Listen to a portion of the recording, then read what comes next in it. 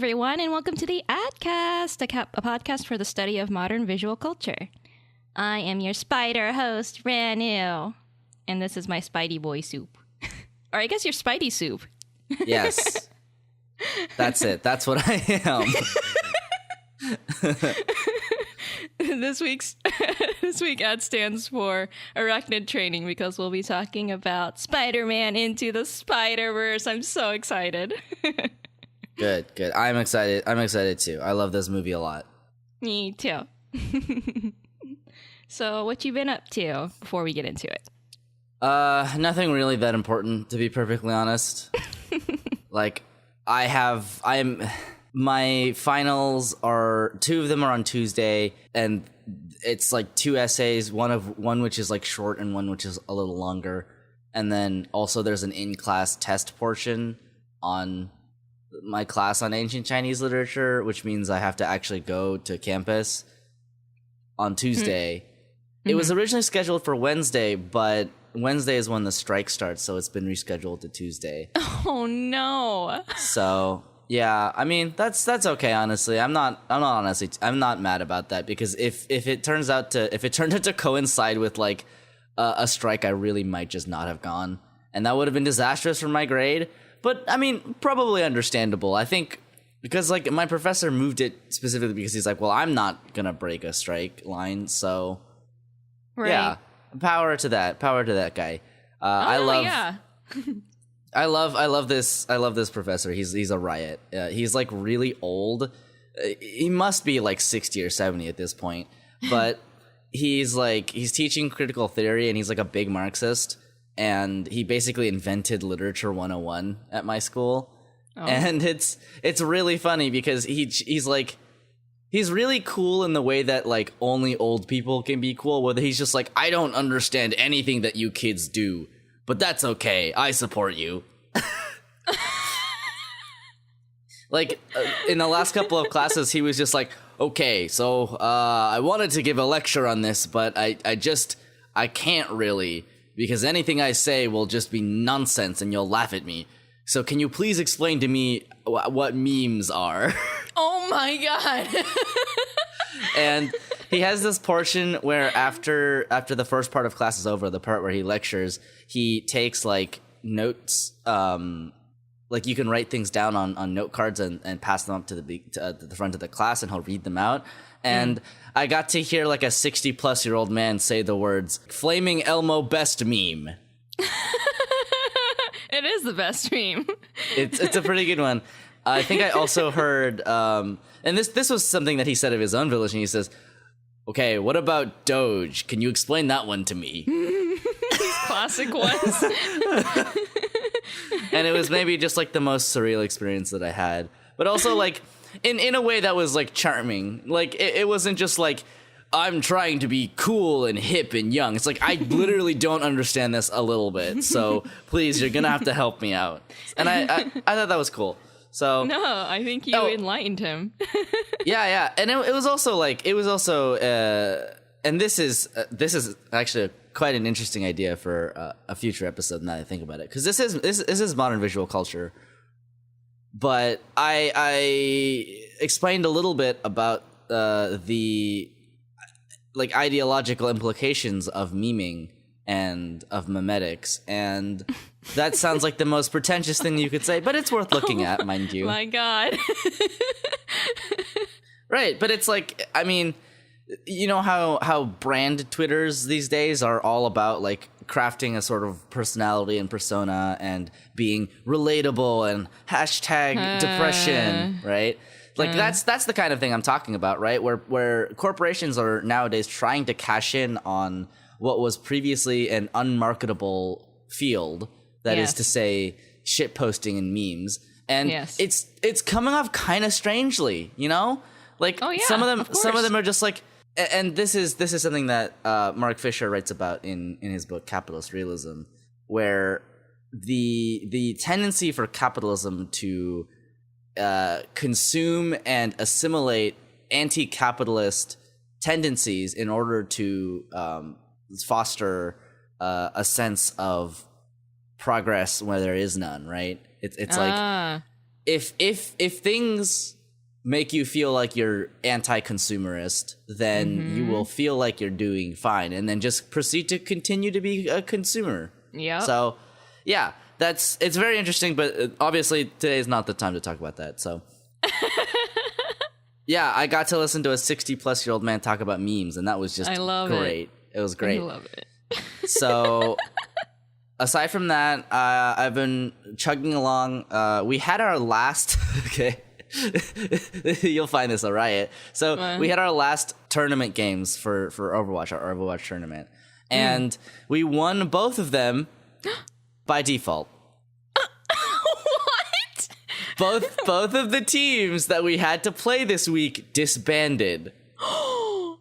Yeah, and the funniest part is we knew that one of them was gonna not be a game that we played. We knew that the Saturday game was gonna be disbanded. But we weren't sure if we wanted to do like scrims or something.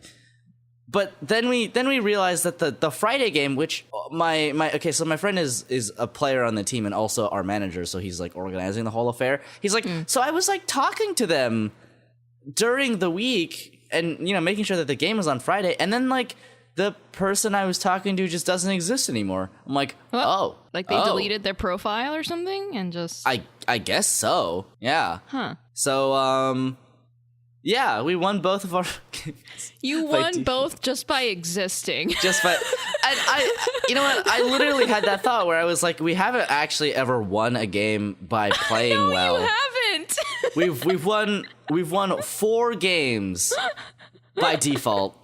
I can't believe it. We didn't you even guys get just like stayed friends, and that was the true victory. See, it's like we didn't even actually have to. We didn't get the chance to actually play the games out to see if we would have won. We literally just won by default because everyone else was not able to stay together. And I think that's something admirable in and of itself that we managed to stay together. Friendship won the day. Exactly. Y'all stuck together, and that's what wins.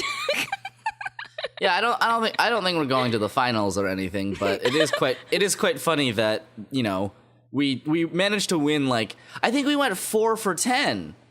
Wow. Yeah, we almost won half our games just purely by default. Through the power of love and friendship, Soup. It's what it is. I suppose so. Yeah, I mean, aside from that, I've really just been playing way too many video games. Like, just I'm so behind on all my reading, and it's really stressing me out, and I just have to I literally, after this is done, I'm just gonna turn off everything and just do work. Yeah, turn off for the internet. next week. For the next week, basically. Yeah. Oh my god. So, that'll be interesting and fun. I'm sure. But aside from that, I don't think really anything else interesting has happened because school is a thing. Yeah, I mean, it's only one more week, right? And then you'll be free for a break. Yeah, it's only this week, and then I have a free week, and then I'm back to it. I'm back to that grind.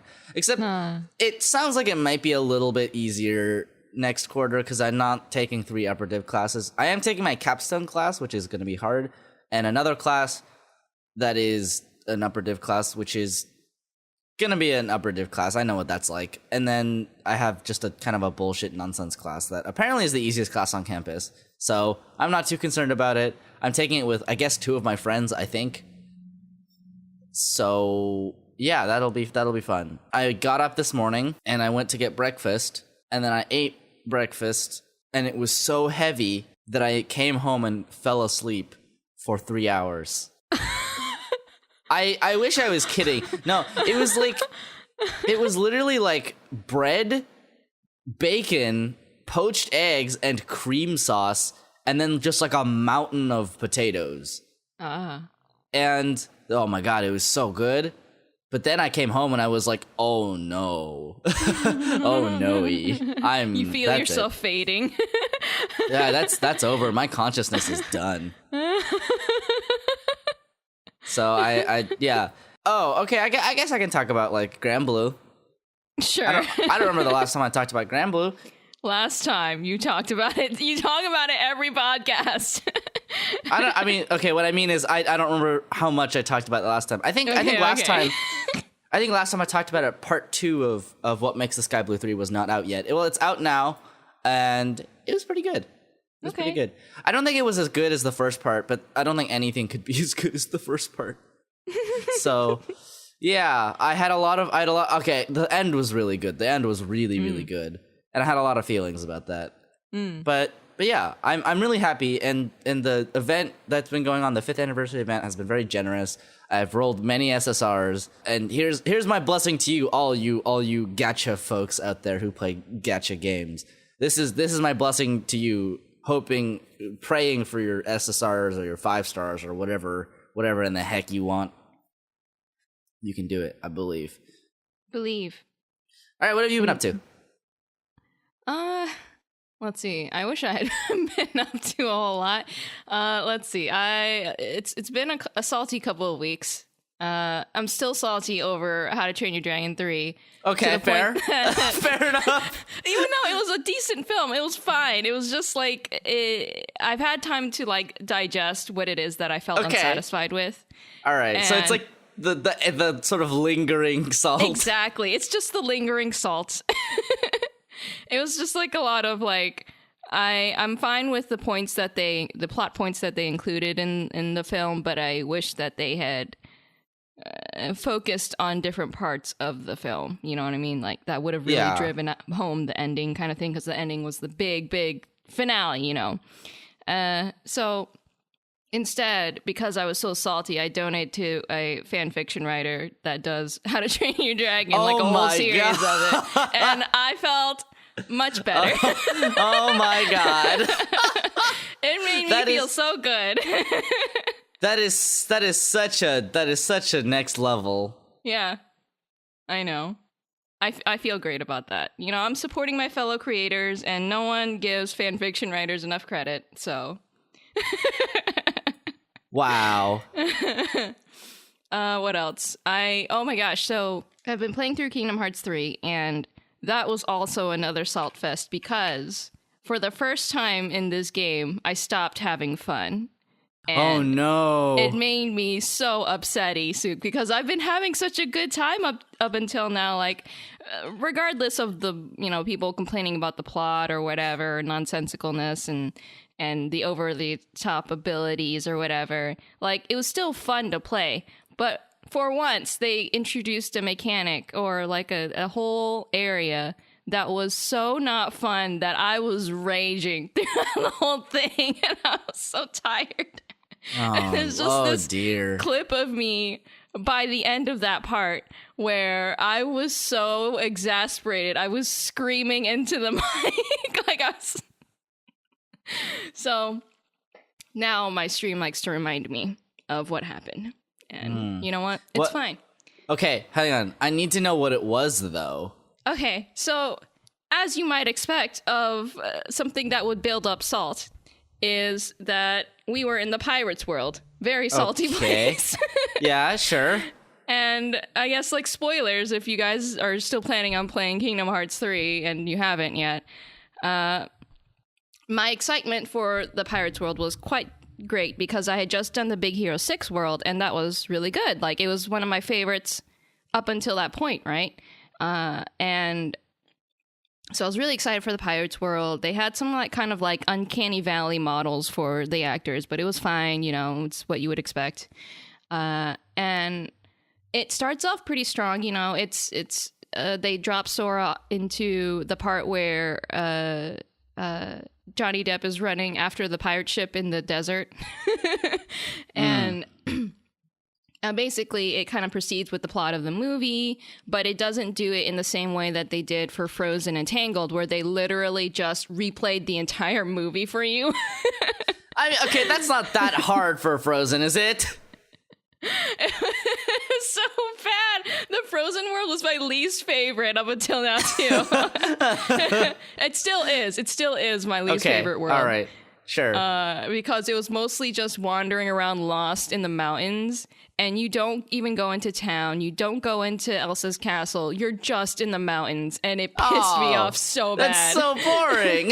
Yeah, it was so boring. And all they did was like they recreated some of the cutscenes from the movie in the Unreal Engine, which was impressive, but not really what I was looking for, right? So like they played the song, the Let It Go, whatever. And I was like, wow, they're actually playing the song. They didn't even do this for Tangled. And that was basically the whole thing. I was pissed. Wow. That's amazing. It sounds like they just ran out of ideas. They're just like, fuck, what do we do with the Frozens? Yeah. I mean, they're big and important. Yeah.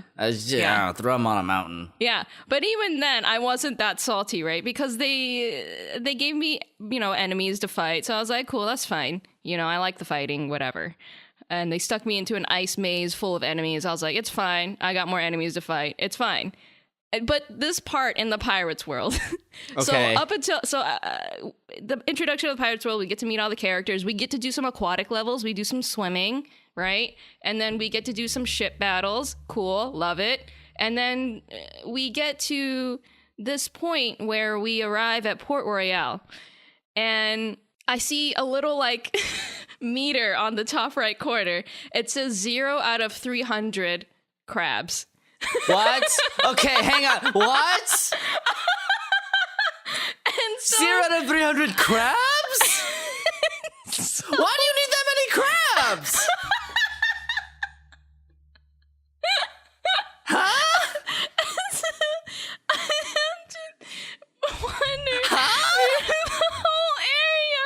This area is big, Soup. It is humongous, and it's actually pretty well modeled.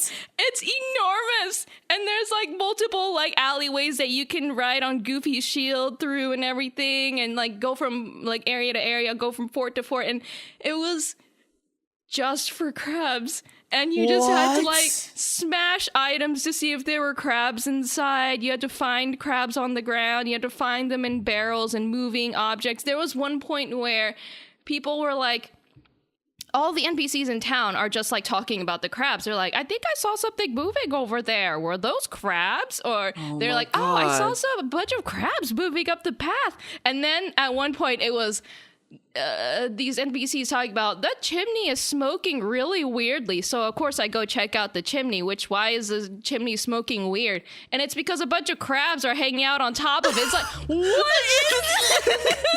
What? Why? No, hang on. But why?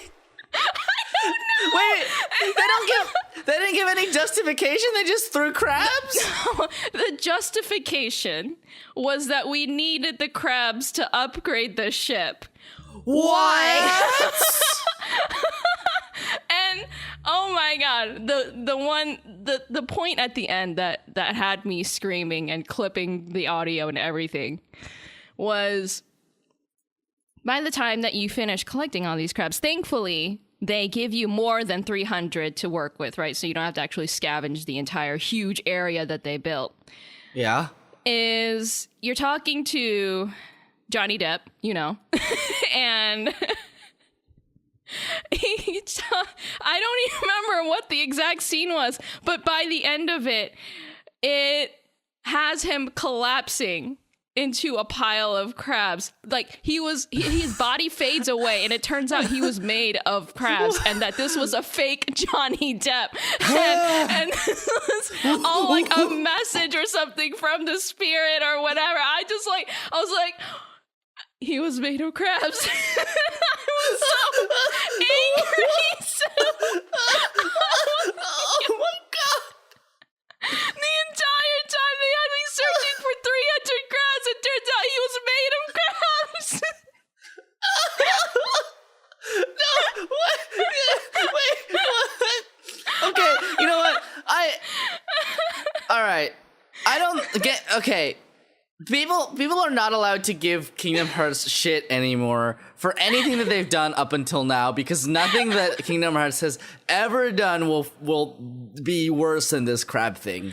At least from what I'm getting secondhand. It's just like, I don't care about like this weird bullshit about like, getting Norded and shadows and whatever's.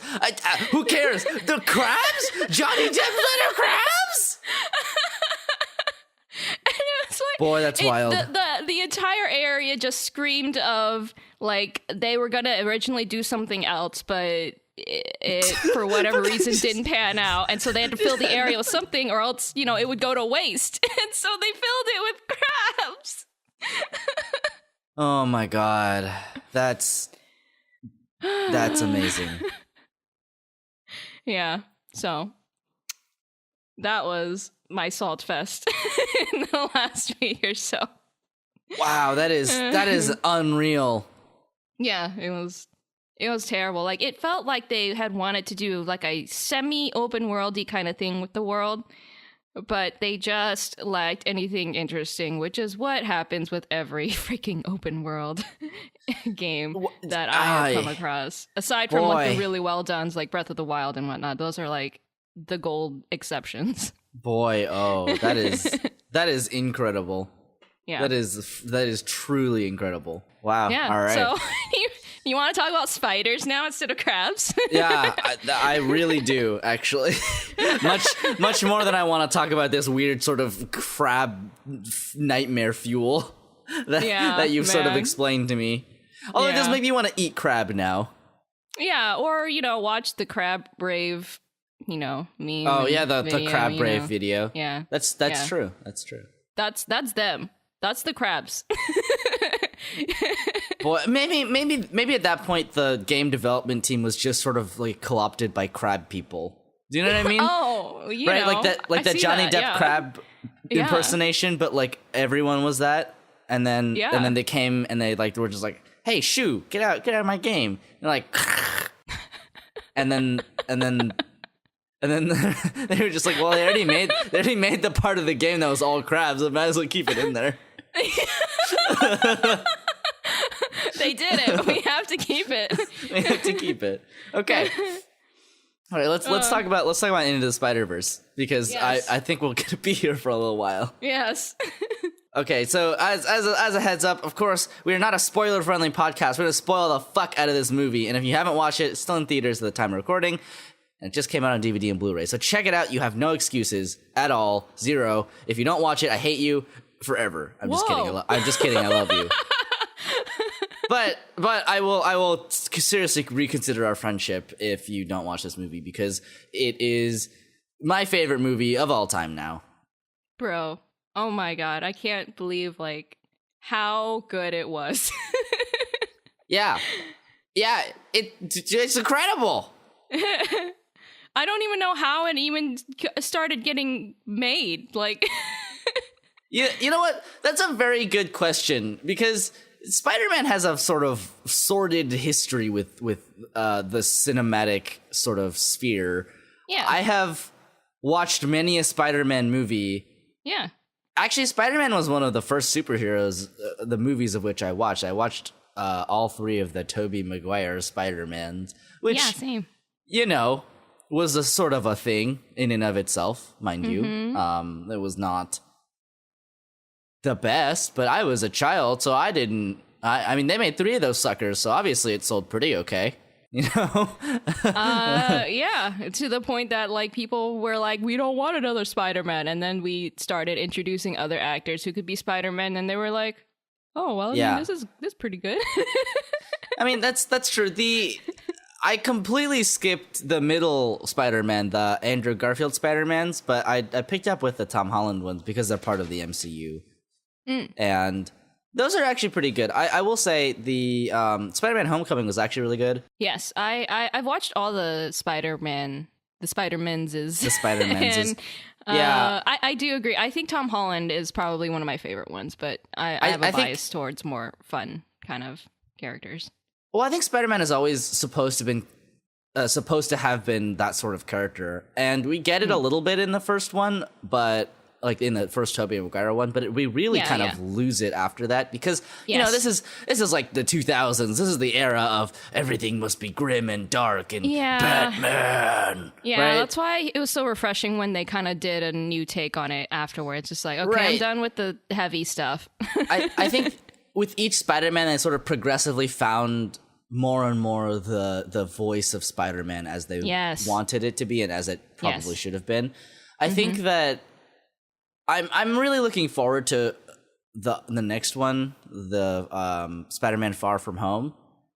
But you know, I'm also doing that with the expectation that I will never love any Spider-Man property as much as I love Spider-Man Into the Spider-Verse. And that's just sort of something that I've come to grips with, something that I've come to accept.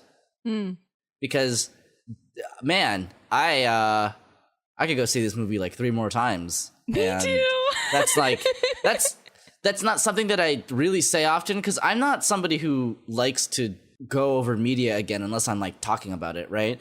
I don't necessarily like to watch things that I have already watched before, unless it's something like Fullmetal Alchemist or like Avatar that I know are like top tier sort of storytelling pieces. Right. But otherwise, you know, it's like, well, I mean, there's so much stuff to watch that I'm a greedy person. I like to watch things and consume things. I'm a perfect microcosm of the terrible capitalist system we live under. But that's how it be. So I was surprised at how much I liked it, honestly. Yeah, same. I mean, I was looking forward to watching it, but it really, really surprised me. No, yeah, for sure. Like, I hadn't even seen a trailer or anything up until when I, decided to go watch it with, where I got invited to watch it with some friends, and they basically don't, they were like, do we need to know anything about Spider-Man before we watch this? And I was like, I mean, I'm sure that they'll give you like some kind of recap or something to introduce you, and sure enough they did, which is awesome. And so I was like, you don't really need to know anything, it'll be fine, it's pretty straightforward. yeah But yeah, so the movie was developed by Sony Pictures Animation, which I think we briefly talked about last time that we mentioned Spider-Verse, but they did Hotel Transylvania, Smurfs, Cloudy with a Chance of Meatballs. So this kind of like is another boggling reason, like, where did this come from? Where did this movie come from? I mean, like, let's be fair here. These movies, while sort of flying under people's radars, aren't bad movies, especially for children. No. They're well animated. Yeah. They're clean. They're honestly, like, I think they're pretty charming and funny. But they're really not special, I guess. Exactly. You could say, they're kind of like middle of the road kind of thing. Right. I mean, this is like, I would say just where you would go with like corporate produced sort of churned out movie after movie. Right. That's kind of what it feels like. It kind of feels a little bit like samey, like sort of a nutrient paste made of the nutrient paste of entertainment. Great. Right, it's not like offensive to the sensibilities. In fact, it's probably pretty good if you like don't know what anything else tastes like. Wow. But yeah, I mean, I don't want to be like unfair here. I feel like people like Hotel Transylvania and things like that. So, right, but like. Yeah. Let's be very clear here. There's a very marked difference between those movies and this one. Exactly. It's humongous, the amount of difference. It is actually incredible that these were made by the same studio. It's like exactly. It's like if you were just like okay, imagine if a studio just made a bunch of really sort of middle of the road average things, and then they made one thing that was so good it blew your mind 6 times over, and you'd be like, that doesn't sound possible. Well, it is. And because it happened. They did it. Right now. Yeah, it just happened. I mean, it released in December, but yeah. Yeah, so apparently they started production back in 2014, or at least they were drafting ideas about it. Jesus. And their, I guess, take on it was like they just wanted to rejuvenate the Spider-Man series and in an animated format, because up until that point, Spider-Man was, I guess, like getting kind of stale, and so they wanted to focus on the story of Miles Morales because that hadn't really been told before in the series. And they started with like, I think 4 directors working with 1 animator to get like a general feel for how they wanted the series. and then of course quickly expanded to like 60 animators and then 140 animators, and then by the end they had 177 animators. Okay, yeah, that is a far cry from one. Yes. I was like, boy, one? that is some really heavy exponential growth right there. Yeah. Yeah, I'm so I really hope that they give like a pretty good in-depth documentary about how it ended up getting made, because I need to know. I need to know. I would be super interested in knowing how this movie came to be. Although I kind of like having this image of in the sort of drafting room of like Spider-Man Homecoming coming out and then just being like, you know, hey, it's us, the Marvel team. We made a Spider-Man movie. It's pretty good, I think. You know, we cast Tom Holland. He's a pretty young guy. He is like 23, 4 or something, but he looks younger than he is, for sure. Yes. Mm-hmm. Like, he looks like a baby. Yes, he has a baby face. But that was somehow more revolutionary than it is supposed to be, because we don't cast children as children ever in movies. Because children have to be adults too, I guess. Yeah, I don't know. Anyway, so I had this image of like the Marvel team like coming out with this movie. It's just like, hey, look, we made a cool Spider-Man movie. It's pretty neat, isn't it? You know, Spider-Man's cool again, right? And, you know, the Sony Pictures Animation was just like, you were like little baby, watch this. Oh my god! They're like Gendo posing at the end of the table. Yeah, they're just like, you ain't seen nothing yet. For some reason, that side of the room is dark, except for like people's glasses shining. Yeah. Yeah. So let's get into it. Let's talk about animation, because boy, 177 animators. That sounds about right for what I saw with my eyes. Yes. So, can we talk about how, when my friends were talking about this, and I heard a lot of people talking about it, is like when they first saw the trailer, they were actually really put off by the art style and the animation style, which I understand, right? Because like when you first start watching a movie, you're like, oh, okay, well, you know, I'll stick around and see what happens. But my God, does it become just one of the most beautiful things you've ever seen in your life? Yeah, I think, and mine, like I have to be careful here because I've only seen like 1 or 2 trailers, but I'm pretty sure the trailers really, really underplay how good the animation is. I think so too. Because they don't really show you any of the really great scenes. Yes. And also, I think that the movie is more suited to a larger screen. I think part of the reason it works is because it's a larger screen. Yeah, it kind of like helps immerse you and whatnot, and really get you up in those details that they're showing.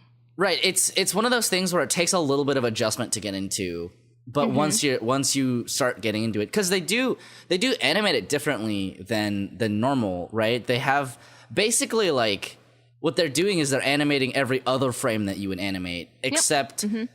And this is the really like sort of genius thing that they did with this, which is that should look kind of like weird and off-putting, but it actually lets them be more expressive with the way that the animation works, because it means that, and this is something that was specifically talked about with like the scene at the Alchemex sort of building with the bagel where he like throws the bagel. Yeah.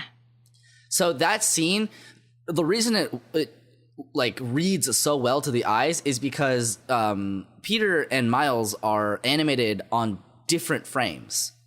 So one is animated on one frame and the other is animated on the other frame. And so they have distinctive movement styles in the same shot because of the way that they animated the whole movie, right? So interesting. It stands as this framework from which you can move into doing more interesting things. And it really is like this great example of like sometimes a limitation can set you free. Yeah, I mean, not only do they save a lot of time and money by doing so, but also by being creative with it, you make something entirely unique. Oh my God. This might be one of the most like unique animated movies that I've like ever actually seen. It is. Yes. it is wild how good this movie is at mixing styles and how good it is at seamlessly integrating them into the same space and making it feel like it works. It reminds me a lot of the sort of string of live action animated movies that we got in like the 90s and 2000s, like Who Framed Roger Rabbit, Space Jam, the Looney Tunes movies starring Brendan Fraser. Yeah. Or Space Jam. Or Space Jam again. It's actually kind of surprising to me because like you get used to it pretty quickly, and it reads really well, and it doesn't seem out of place ever. And like a lot of the scenes too have different kinds of animation even within them. Like there's a lot of these like kind of stop like. And I love these shots. The shots where they are moving from animation and then they give you like a still frame of like a 2D shot of like lights and silhouettes, right? And then they go back to the animation, and it really gives you that comic book impact feel. I know what you mean. Yeah. Right, like in the opening, I guess this is a little bit past the opening, but when Miles is running from the Prowler after Spider-Man dies, right? Yes. Like where he's like running. All of those train scenes are fantastic, right? Where they have the like the freeze frame, and it's the freeze frame with the cut in, and it gives you an incredible amount of tactile feedback, and it gives you an incredible amount of like visual information in such a little amount of time and with so like few resources that it's actually kind of astounding. Yeah. It feels like they were super conscious of how much visually an audience member can take in like, you know, from second to second, you know, moment to moment kind of thing. And so they took advantage of that by being like, okay, here's a still frame here, and then we're going to put animation here because this is where we need it to move the scene along. But then another, like they just managed to masterfully keep the scene moving, but also like, I don't know, they just like managed to keep everything like so beautifully composed throughout the entire movie. Like, yeah. Part of it is they were definitely very mindful of every moment. And I think that a lot of the really great directors, right, are very mindful of the moments, of the moment to moment, right, and how that plays out. Because it's not just about the beginning and the opening framing shot. And, like, the framing shots are important, but, you know, people are watching also the middle scenes, right? Like, they also have to watch those.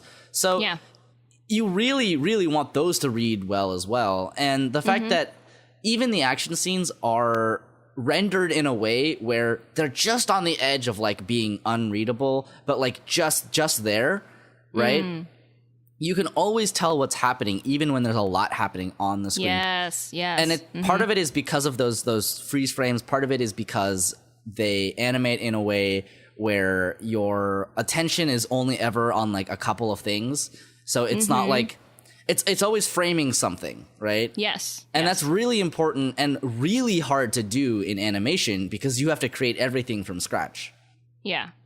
So yeah, I think they also they were able to, just by virtue of their character designs, able to direct it too, because you're able to focus on Miles because, you know, it has that trademark red, blue, you know, kind of Spider-Man-y kind of colors in his normal outfit, right? But then when you're interacting with scenes like the Prowler, for example, he has those really bright purples just silhouetted by black. And so but just by virtue of the colors, you can frame every scene that they're interacting together. And it's just so good.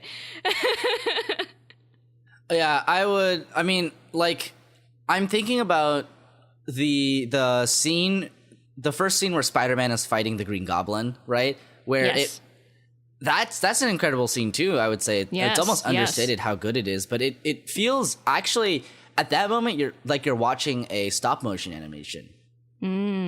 Like that's kind of how that scene reads to me. And and then later some of the fight scenes are much more like anime. Right? Like the scene in Aunt May's living room is great. Oh my god, yes, everyone's fighting each other. Oh. Yeah. But, you know, and then especially the last sequence is just fantastic. Oh So my god. Like, you would think that last sequence would be so hard to keep up with because there's just like colors splashing, things moving all over the place. But like the fact that they were able to the fact that they made, first of all, the entire area a different style, right? It's a very graphic designy, poppy kind of style to show like, oh my god, we're inside the collider. There's a very different reality. But also it helps to differentiate between Miles and Kingpin versus the environment. So the environment's still being crazy like it's supposed to be, but you can still focus on the key players. Right. I just love it so much. They do a really great job of framing the characters against colors that suit them, right? Yeah. Like, or colors that contrast them. Like the scene with Miles and Kingpin, right? It's like a lot of the background in the initial sort of scene is like this bubbly black, and then there's some color, and then Kingpin and Miles are there, right? And they're also like mostly coated black, right? Yes. So as a result, your eyes kind of instantly snap to the center, and you see the motion, and it's so good at directing your eyes.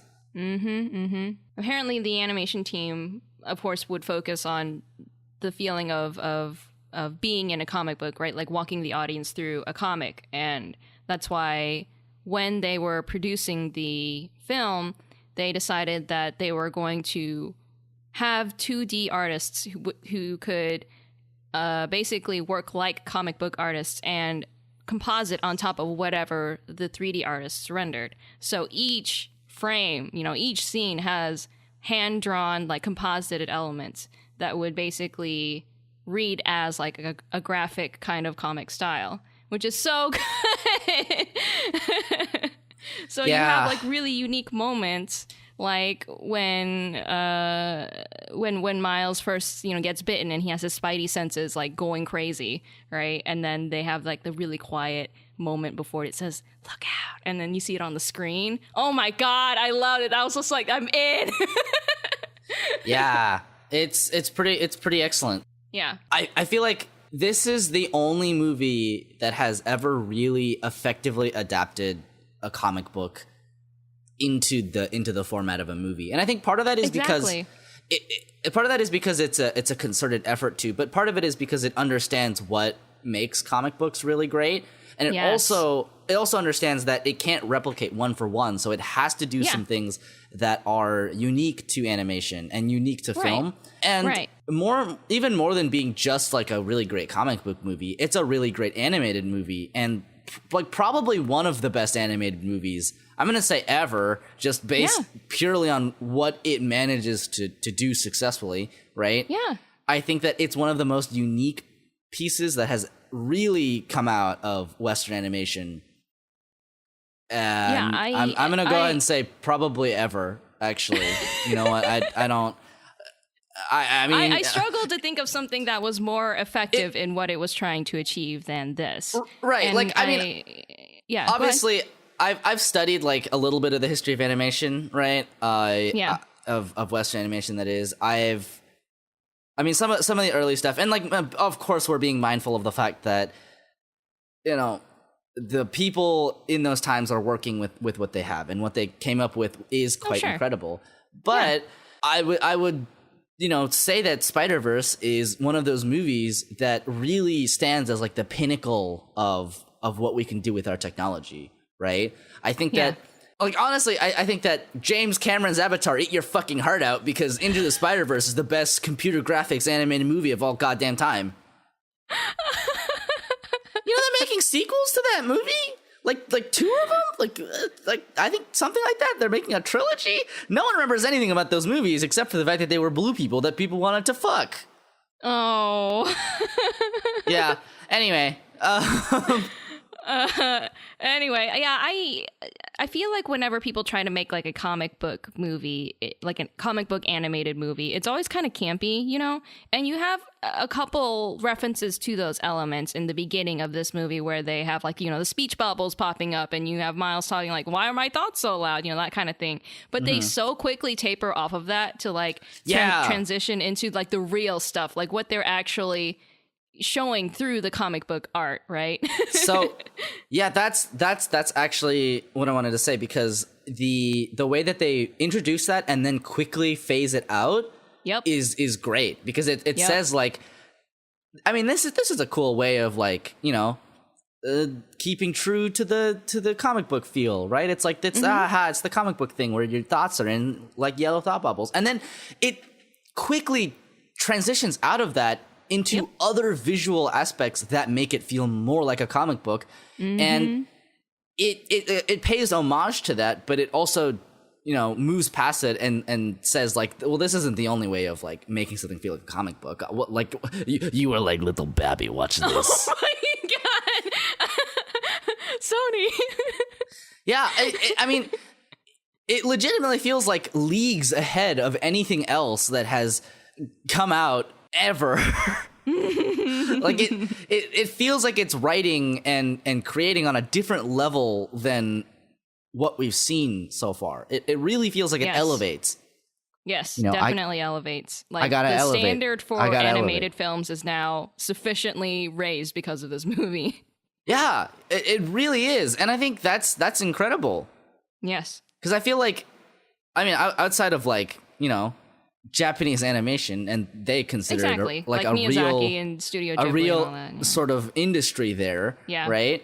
This is kind of the first example in a post-Disney world of just like a really incredible, and of course, like, you know, capitalism, but like what we cannot forget is that within capitalism are people who are legitimately working off of their passions and do their best work in the framework that we exist in, right? And this is one of those things, right? It's obviously like a market product. It's an entertainment product. It's meant to be consumed and meant to drive sales, and you know, you're meant to want to watch it. But on the other hand, it is a large risk to run something like this. It is like, God knows this movie probably took just so much money to make.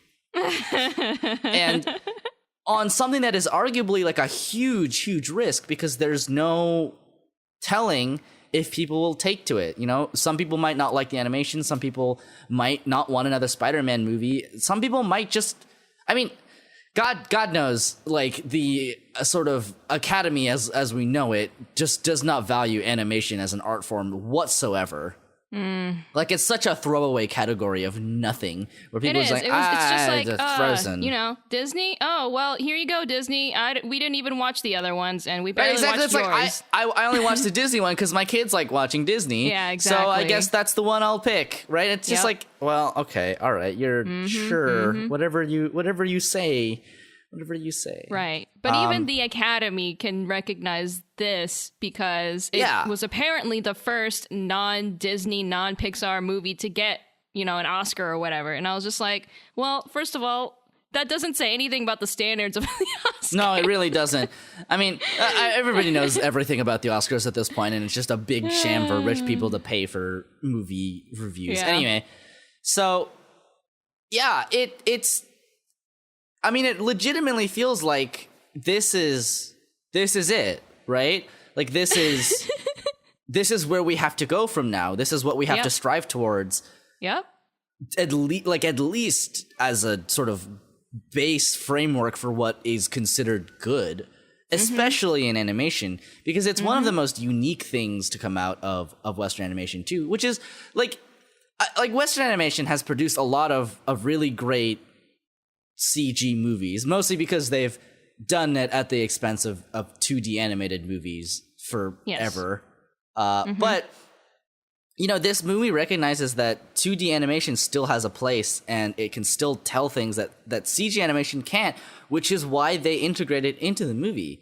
And it feels like this is the first time that we've really gotten to see what people can do with this technology, aside from just kind of render things as one sort of homogenous mass of entertainment. Right. At least in terms of like Western animation, like there, like the thought of integrating 2D after having rendered it out in 3D isn't new, and it's certainly not revolutionary like people are saying. No, this is this movie, but it's one of like the best executions of it as far as like in Western productions, right? Because they've been doing this, and like freaking Studio Trigger's mastered it, right? And so, like, the fact that it is being executed so like eye-strikingly well in a Western format is mind-blowing, right? Right, like yeah. They're making a landmark here. I mean, what it actually reminds me of, it reminds me a lot of Guilty Gear Xrd. Because that's a fighting game by, I think it's by Arxis. It must be, that's Guilty Gear, right? And I think so. What they did was they rendered the 3D models to look like 2D. And it looks amazing. Like it legitimately looks incredible. And that's like the kind of thing it reminds me of, where, you know, what you have to remember is that, like, you know, there's a reason that 2D animation is still a viable thing in other places in the world, like Japan, right? Yeah. Where people are still telling stories in this medium, and it's not just because, you know, it's a backwards place for backwards people. Yeah, there's also like a certain like you'll hear artists sometimes talk about like the perfection of digital art versus traditional art, right? Where there's a lot of personality and character in drawing something by hand versus having a computer calculate it for you, right? Like a curve, for example, drawn by hand versus a curve that's calculated by an algorithm. And I feel like that's the same. A parallel could be drawn between 3D animation and 2D animation, where something that's 3D and modeled in 3D feels so ridiculously perfect, right? Even if it has like, you know, the human touch, it feels very perfect. And so by incorporating more 2D elements on top of that, it feels more natural. You know, it feels more organic. Yeah, I would definitely tend to agree, because I think that there are a lot of techniques that go into, you know, 3D CG animation that are kind of overlooked. Like, people don't really realize how much like smearing and you know, sort of aspects of 2D animation influence 3D animation, right? Like, you know, things like you know, Looney Tunes and Tex Avery, right? That sort of, you know, stretching and squashing, it still exists in CG, but the integrity of the character oftentimes has to be kept intact. Yes. Like the integrity of the model. And so as a result, it does feel a lot like it's very homogenous. And you know, this is the thing about, you know, movies like Frozen and How to Train Your Dragon and whatever, right? They're expressive, like beautiful movies.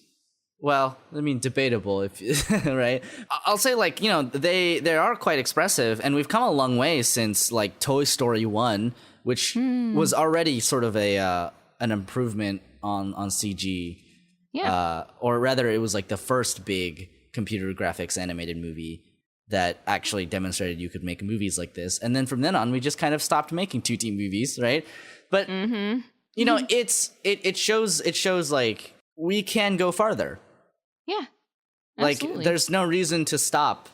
And we can continue to develop this so that it will look better and be more expressive. I think that the integration of more 2D elements is vital in that, because, you know, it feels like a lot of the things that we've lost in this transition are things like expression and exaggeration, and we don't get that as much. And I love watching animated Spider-Man movie, because I think that the animated Spider-Man is like the weird things they can do with his like weird eye mask is great. And it's like it's a lot harder to do in live action. And they've done some of it in some of the more recent ones, but like, you know, it's just better in it's just better in like, you know, a visually constructed medium like there's animation. Just so much more you can tell just from like watching his eyes. Right, and there's a lot more you can tell with every aspect of it, and every aspect of it is so well thought out. Yeah. Like, none of it is actually just set dressing. It's Oh my god, it's so amazing because the things that they can do are so far beyond what we could manage with live action CG. And that's not to say that live action CG hasn't come a really long way. Like, God knows, like, you know, Inception is known for a lot of these like weird CD bending landscape and like mind bending shots or whatever, right? But I mean, you know, the things that Spider-Verse does with its, you know, visual storytelling, with what it is conveying to you about how weird things are getting, you know, that's basically impossible. Like, you're not ever gonna get that level. Like, by using a layer of abstraction, we are able to convey more information. Yep. And more meaning. And it's honestly kind of incredible how we just don't realize that, because, you know, Japan has been doing it forever. I know, they are the ones looking down at us like babies. Right, they're just like, Aka-chan.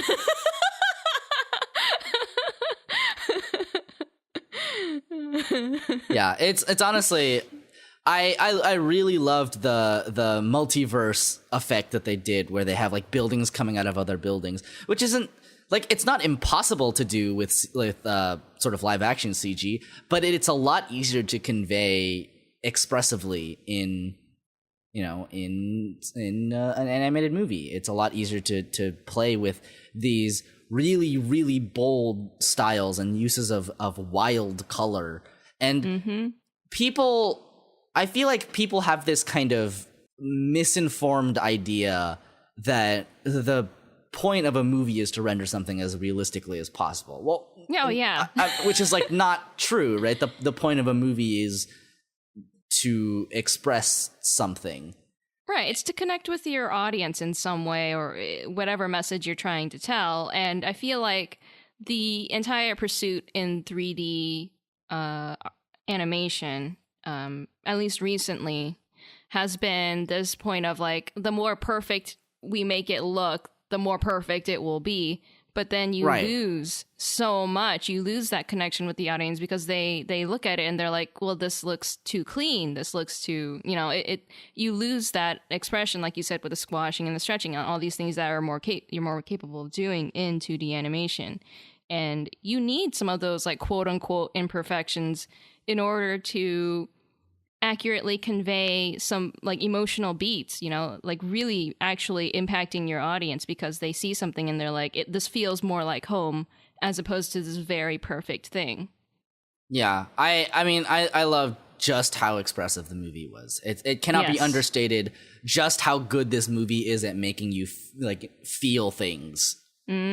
Just through its visuals, you know, it's honestly, and like the sort of leap of faith scene with Miles is I think one of the most well-directed shots in modern cinema.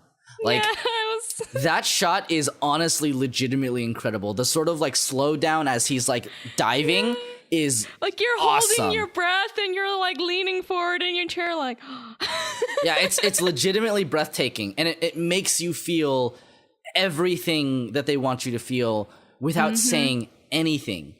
Yep. It is just a moment of like pure visual transmission, and that's incredible that we get that. Yeah, and I think what like in addition to the visuals, we'll talk about the music, but the musical cues during that moment are so impactful too. Oh, and it's yeah. just like, oh. Yeah. Anyway. You wrote this down too, but I really, really enjoyed the way that it doesn't, like, okay, so this is a superhero movie, and naturally children are going to want to see it. Yes. And the way that this movie treats like death, and death is a thing that happens, right? And violence, it feels very superhero, it feels very comic book, but it also has that comic book element of like, well, sometimes, you know, it's not just like all fun and games and silliness, you know, sometimes people do die. Yeah. And it shows them in a way that is like not glorifying violence, I would say. You know, it's not like overly graphic or torture porn or anything. It's like, because it's an animation, we can get the shot of like bang of a gun, right? And that's all we need to see. Yes. Right? And the fact that we can abstract it like that and then also have the consequences, it's like, I feel like this shot, and I think you know what shot I'm talking about when I'm going to talk about it in 2 seconds, but the shot of like, you hear the bang of a gun and then you see like, in a live action movie, mind you, and you see like the character just like look down into his hand and it's covered in blood, right? It's such a cliche shot, right? Yeah. But the reason it's cliche is because it has the same, amount of weight to it without having to like just depict someone getting shot in a comical manner. It's one of the right. I would say it's like just one of the most textbook ways that you can show how a scene plays, like of someone getting shot. But the fact that it's kind of like that, but way more impactful because of that comic book feel. Like I said, that layer of abstraction, like in that freeze frame, we don't even see the models. We just get the silhouette. And that's like, we feel that. Exactly. All you need was a color change. And that was it. right. they chose to put in silhouette, change the colors, and that strikes home so hard for you. Yeah, I mean, it's the use of silhouettes is like, I mean, I'm gonna say that's a very Japanese thing to do as well. It's like that sort of like samurai showdown effect where like it's like their silhouettes and then one of them like gushes blood and then falls over, right? It's like, it's that thing, Yeah. And like, obviously this has also been aped by Western creators, like, I'm gonna say Quentin Tarantino did this a lot, right? But it's just that kind of thing where you don't need to show something for someone to feel the effects of it. And the fact that they showed it like that was the best way that they could do it. And and also in the beginning of the movie when Kingpin kills Spider-Man, right? We don't see that necessarily like head on. Nope. But we see enough of it and we feel the impact of it.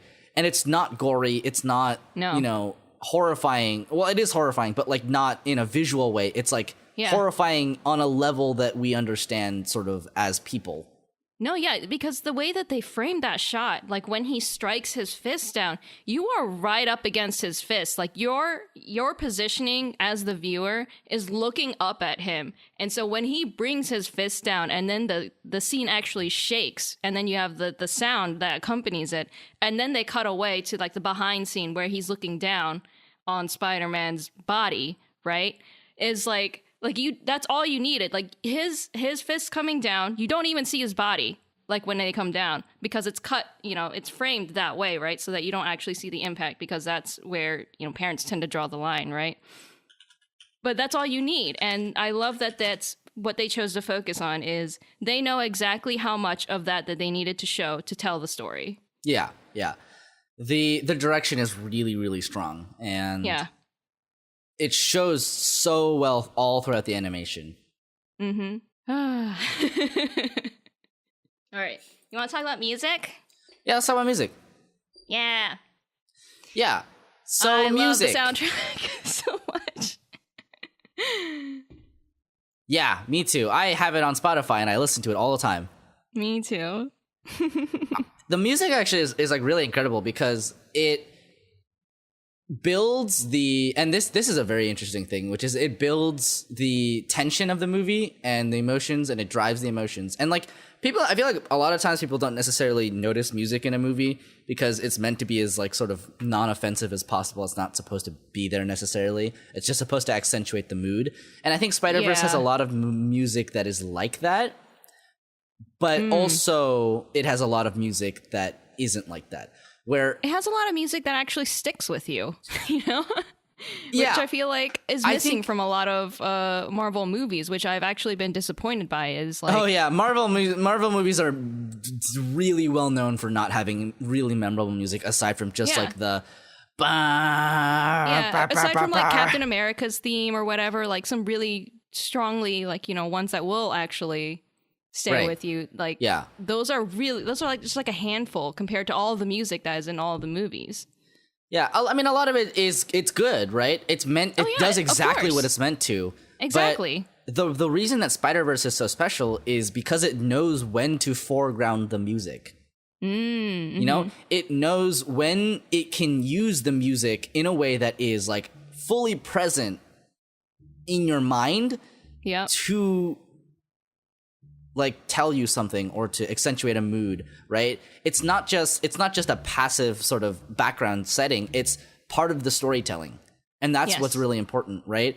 A lot of the music sort of fades in and out when you need it to, and when things are happening, and when dialogue is taking a back seat, and when it's like the sort of emotion that is conveyed by the music and the storytelling that is conveyed by the music that is supposed to be foregrounded.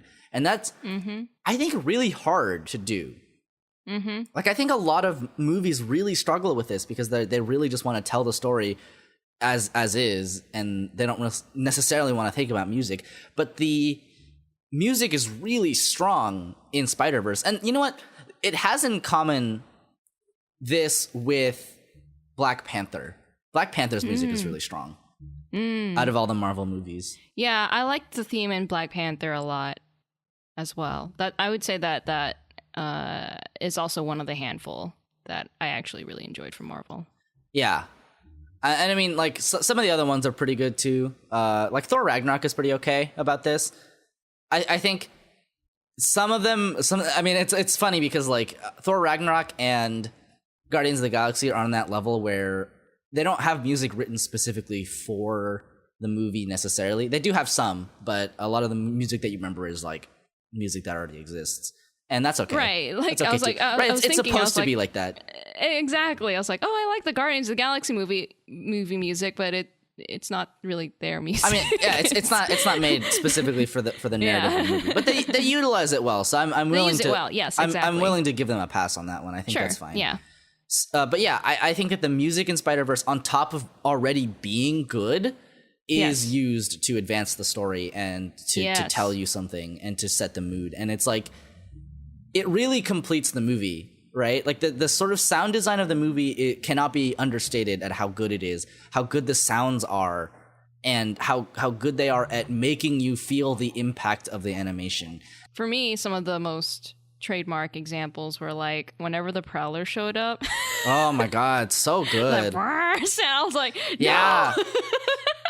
I mean, I love how different the tones of the movie can get, because sometimes it's silly, sometimes it's really serious, and sometimes it's like straight up just like horror. Yes. It plays around with a lot of genre in a really cohesive and great way. Yeah.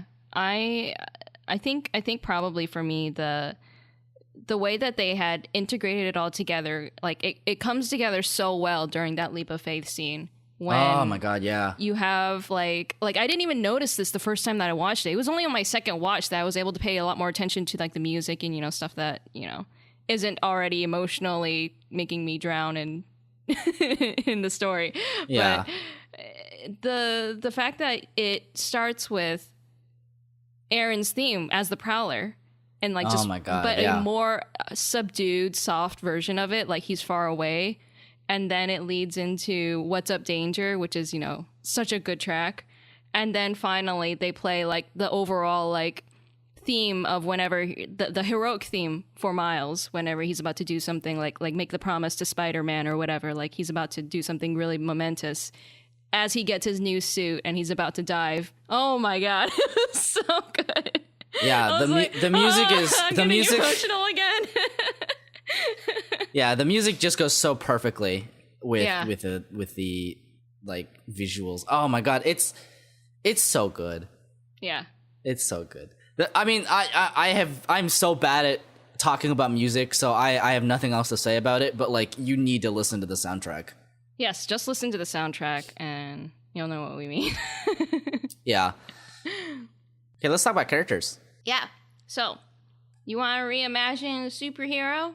without pissing off fans in the existing canon, just make a multiverse. Just make a whole bunch of multiverses. Easy win. Or just say fuck them. Yeah, or just do your own thing. Either way.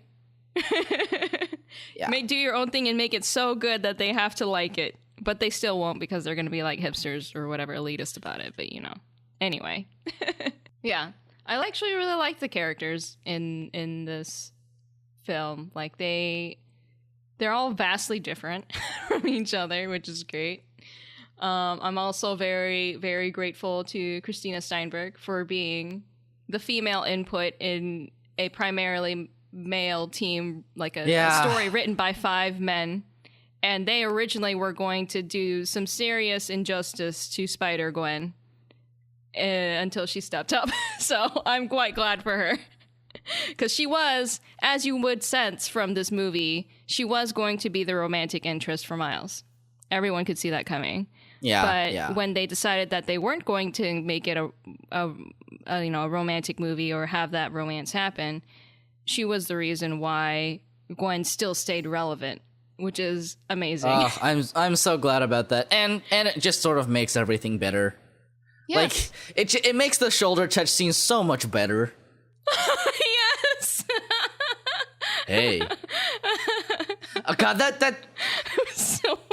I don't want to understate just how funny this movie is. On top of being also like really, really serious at times and really heartbreaking and really breathtaking. Like it's also the writing is so good. Yeah. It's like, it's puberty. I don't think you know what puberty is.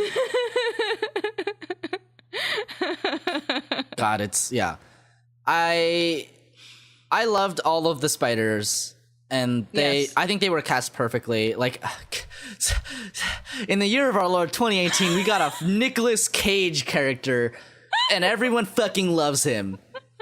And God bless. Bless. Apparently in an interview or something where apparently in the directing they weren't quite getting the sound they wanted out of him for the voice, and he was just like, "Oh, you want me to go full Cage?" Which is the most gratifying thing I've ever heard in my life. That Nicolas Cage is just sort of aware that he is Nicolas Cage. He's aware of his own levels of being Nick Cage. Right, exactly. so amazing. I am God, I loved Spider Noir a lot, and John Mulaney did a great job as Spider Ham. It was just perfect casting, just A+. It was quite funny. I wasn't expecting a Spider Ham, and yet I wasn't either. Spider Pig. I don't think anyone really was. Yeah, I loved Janky Peter. Janky Peter.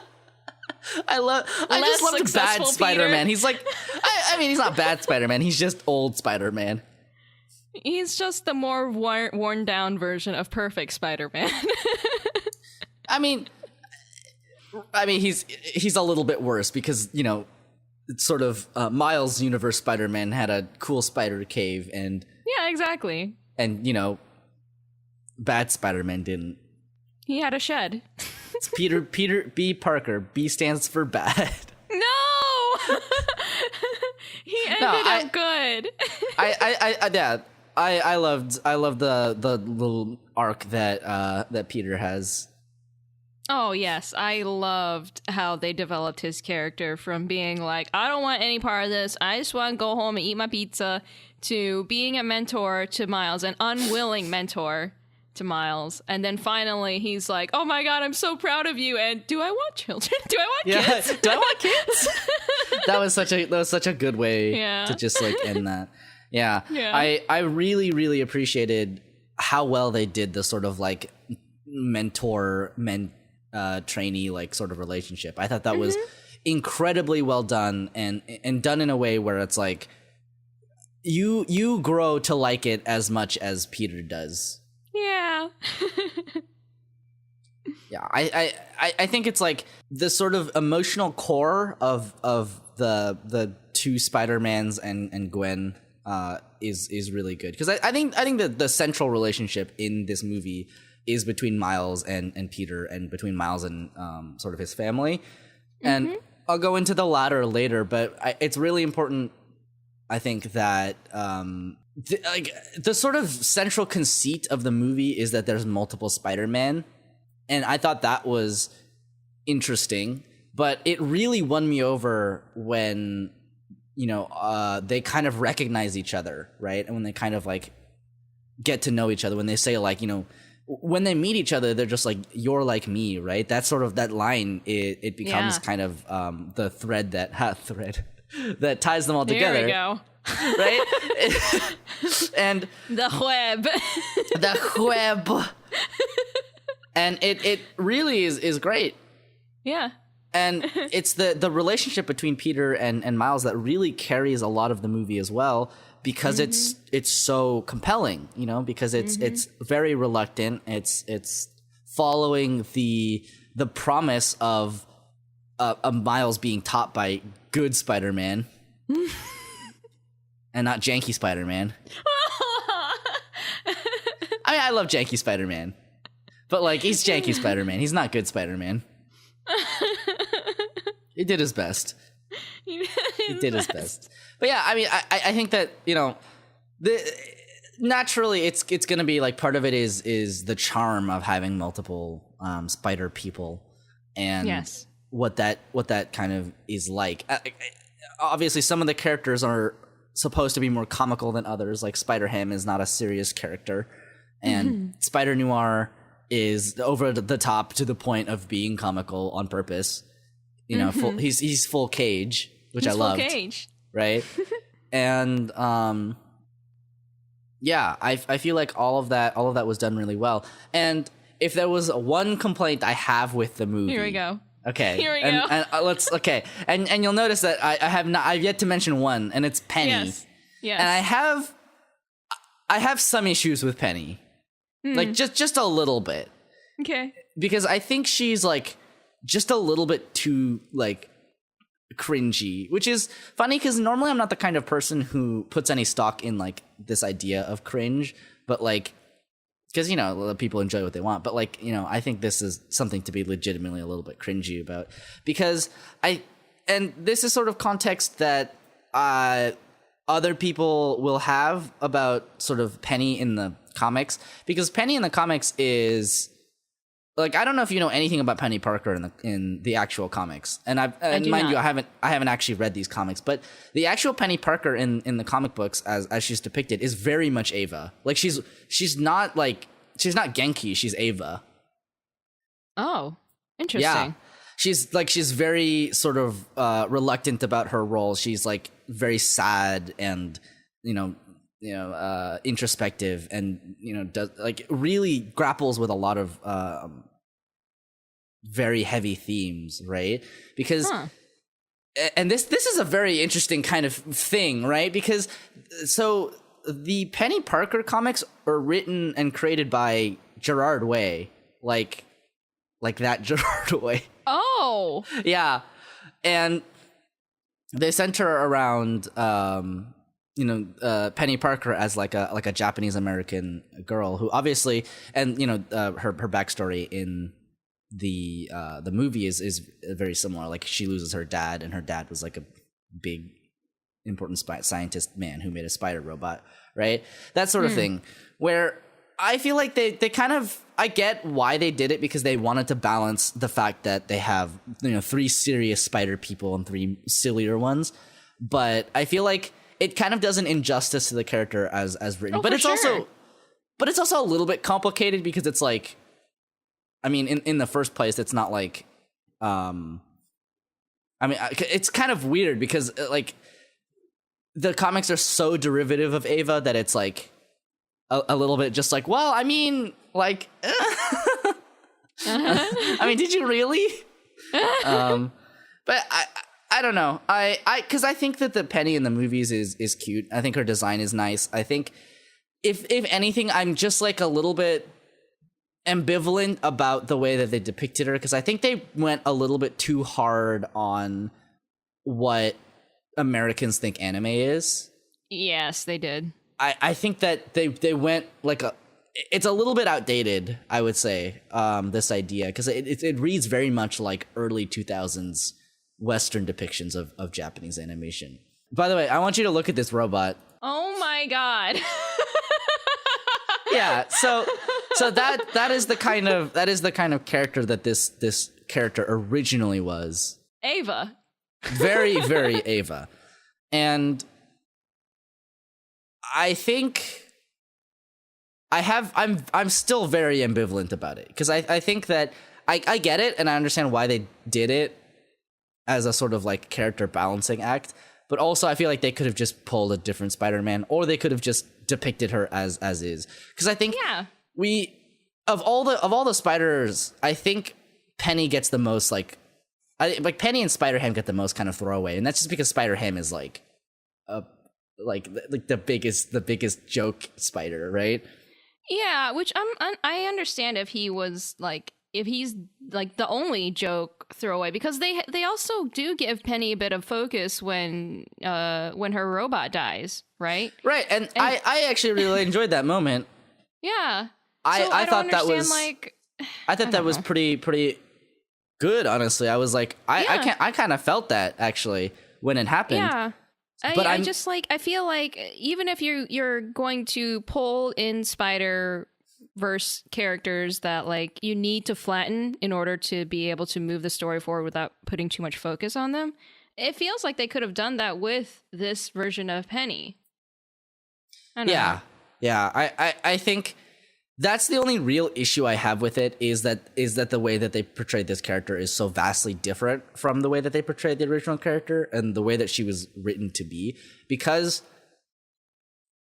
I mean, like I said, it feels like kind of a disservice to the character. And I would honestly be okay with her being a more serious character. I think for the sake of the movie as a unit, I understand, because, you know, it's already so tightly written as is that it's very hard to write anything more in there without it feeling sort of redundant.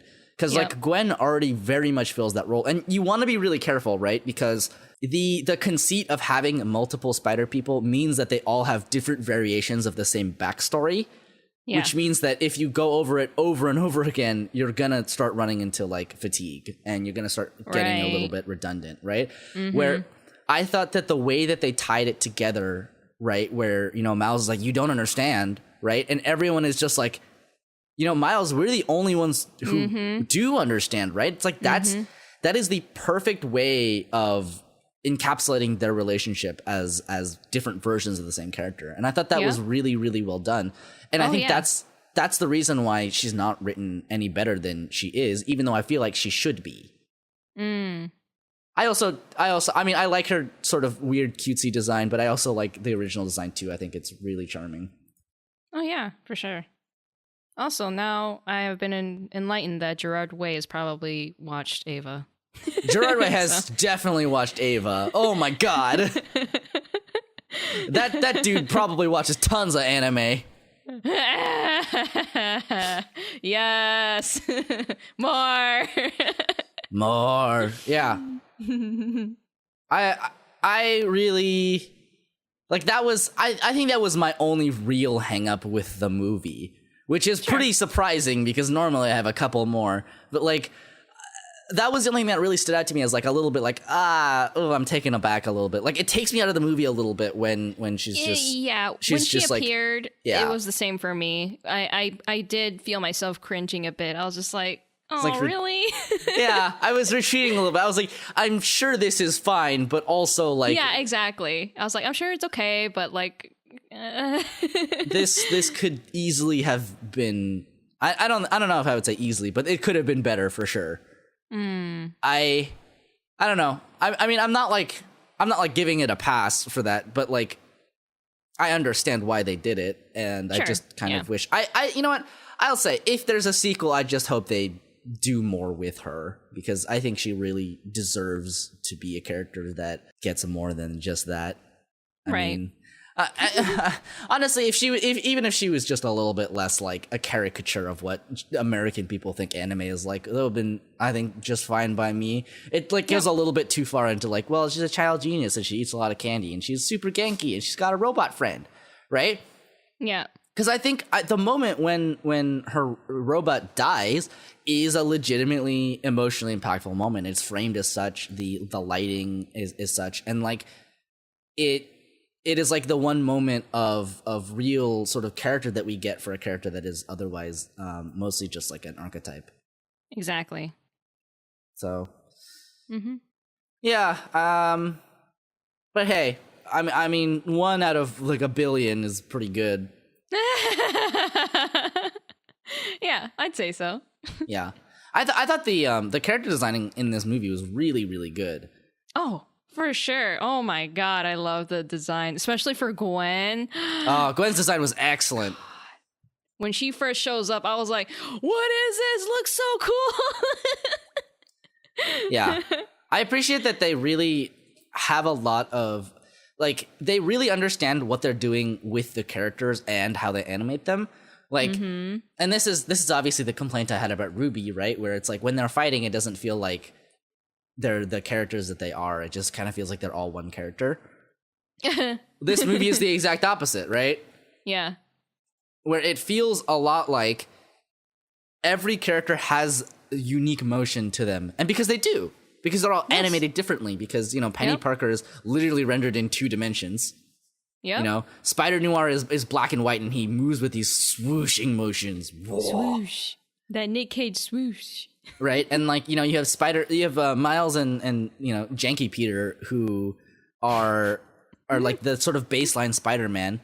And then, you know, you have Gwen who is a much more sort of agile Spider-Man. And God, it's so good. Like when the moment when they all swing off and they leave Miles in his room is just like, it shows you everything you need to know about those characters. A+. Yeah. I really like the way that a lot of the plot of the movie is very foreshadowed, but in a way that isn't immediately obvious. Yes, I love that. I love the subtle like nods to things that are going to happen later, especially with their powers, right? Oh, yeah. Yeah, like when Peter surprises Miles in the cemetery, and then Miles actually gives him an electric shock. Like, for some reason, that didn't register with me the first time that I watched it. I was like, oh, maybe it's just like some weird haywiring of his powers.